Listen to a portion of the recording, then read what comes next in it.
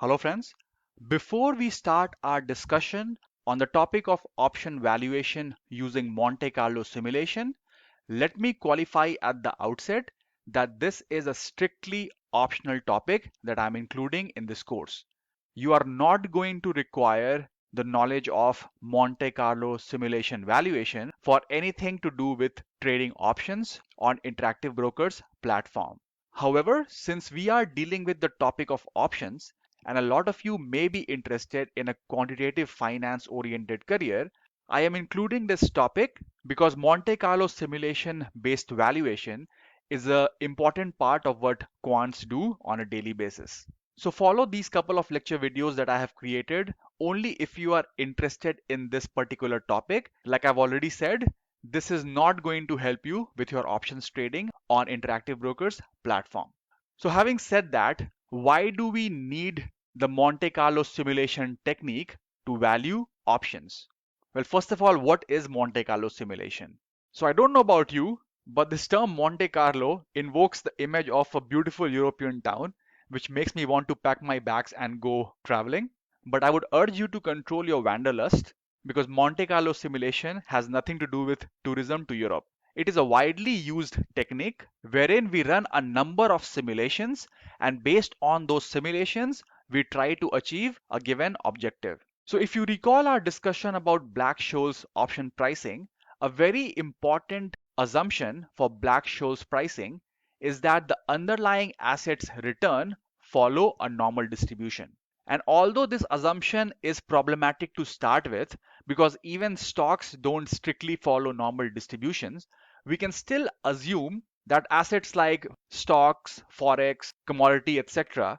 have the normal distribution because research has shown that these distributions, although not strictly normally distributed, have normal distribution traits to a large extent. However, financial institutions do a lot of exotic options trading, and these options mostly tend to be over the counter traded options.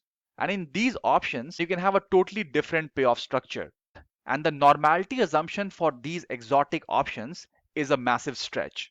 And as a result, to value these options, Black-Scholes cannot be used.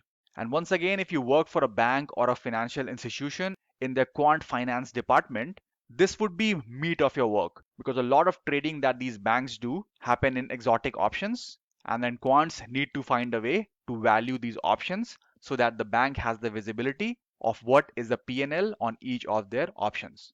So how do we value these contracts? Well, we can assume whatever is the underlying asset underpinning the option. It may be a basket of stocks or whatever. It follows a geometric Brownian motion with a stochastic differential equation. I know it's a mouthful, but at a high level, think of geometric Brownian motion as some kind of a random motion, but it's not completely random because starting point for each point is the previous point. So although it is random, it does get influenced by the previous number. So that in essence is geometric Brownian motion, and a lot of math has gone into trying to predict the path or the evolution of the path of these motions, and this motion can be represented by this differential equation. So stock price at time t is equal to stock price at time t minus 1 times this expression, and this expression should look similar to you because this term is very similar to a term that we used in Black-Scholes model. So R, which is the rate, minus sigma square by 2, sigma being the standard deviation of returns, times delta t. So delta t is whatever is the time step that it takes to go from st minus 1 to st, plus standard deviation times root of this time step into zt. So this zt is the most important part of this entire expression. So zt is a standard normally distributed random variable. So think of a normal or a Gaussian distribution.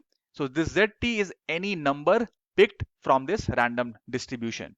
The mean of this distribution is 0 and the standard deviation is 1. So 95% of the time, this zt will range from minus 1.96 to plus 1.96. All right, all of us know about standard normal distribution. So if we assume that the underlying asset of the exotic option follows this equation, we can simulate the path of the underlying asset. So we already know R, which is the rate that we are using. We already know sigma, which is the standard deviation or volatility. You can use historical volatility in this case. We know time because we have to determine what is the time step. So if your time to maturity is 1 year and you want to use 1,000 time steps, then this delta t would be 1 divided by 1,000. And then this z is randomly generated in our simulation. So using this equation, you can create a path that starts from whatever is the present underlying asset price and it goes all the way till the maturity. And what we do in Monte Carlo simulation is that we simulate numerous asset price evolution paths. So just look at this chart, and we'll create this chart in the next lecture video, so don't worry about it. So all that I have done in this case is that I have created 1,000 possible paths for our underlying stock. So this is an example of Intel.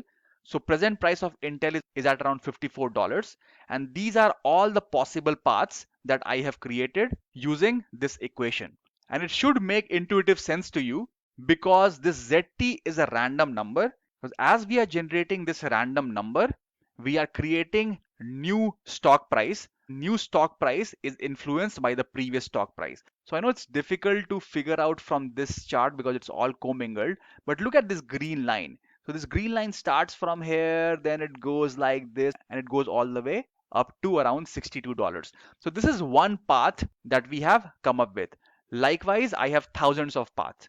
And once I generate these paths using this equation, all that we'll do is that at the expiry for each of these paths, we see what is the value of the option. So if the strike price is 54, all the paths that are above 54 would have a positive value for the option, and everything below 54 would be 0. So finally, what we do is that we take the sum of all the option values at expiry, and then we divide by total number of simulations that we have run. And then we can discount it to present value, and that will give you the price of a call option. For put option, it's just reverse. So everything below 54 would be in the money and everything above would be 0. Once again, we'll take the sum of all the value of option at expiry and we take the average, and that's what gives us the put price. So this in essence is what happens in Monte Carlo simulation. So once you have an intuitive understanding of this expression, or once you understand that the underlying asset follows geometric Brownian motion, which can be explained using this stochastic differential equation, you should be able to implement this valuation methodology. But the only problem with this approach is that it's computationally intensive. So if you are working as a quant in a big bank, you will see that Monte Carlo simulation is used only when there is absolutely no other way to price an option, because it requires a lot of computational resources and it's quite slow. So I hope you've got an intuitive understanding of what Monte Carlo simulation is. It is a very interesting topic, and if there's something that fancies your interest, feel free to delve deeper into this topic because Monte Carlo simulation has application in a number of fields. So in the next lecture video, we will implement Monte Carlo simulation to value stock options. Thanks a lot.